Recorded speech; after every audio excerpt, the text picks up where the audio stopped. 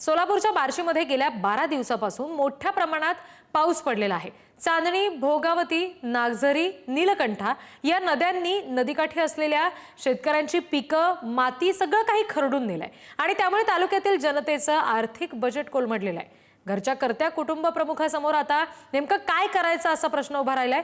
पुराची सगळी ही परिस्थिती सुधारत असताना पुढारी न्यूजचे प्रतिनिधींनी चांदणी नदीकाठच्या शेतकऱ्यांच्या व्यथा जाणून घेतलेल्या आहेत। बघूया। बार्शी तालुक्यामध्ये गेल्या अनेक दिवसापासून मोठ्या प्रमाणात पाऊस पडतोय। त्या पावसामुळे तालुक्यातील अनेक शेतीला मोठ्या प्रमाणात फटका बसलेला आहे।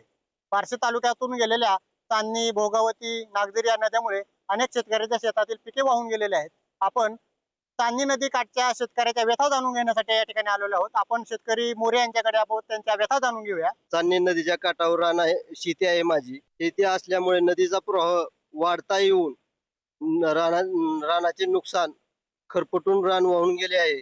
तरी माझ्या रानाची नुकसान भरपाई शासनाने द्यावी।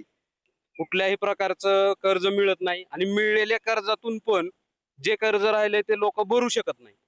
तर गव्हर्नमेंटनं याच्यात लक्ष घालून लवकरात लवकर कर्जमाफी जाहीर करावी व शेतकऱ्याला हेक्टरी 50,000 रुपये मदत करावी। ही भरीव मदत होईल, त्यानंतरच या शेतकऱ्याचं पुढचं येणारं रब्बीचं पीक आणि चालणारं हे कुटुंब हे पुढे चालेल 1 वर्षासाठी। बार्शी येथून पुढारी न्यूज साठी प्रतिनिधी गणेश गोडसे सह कॅमेरामन दत्तात्रय पाटील।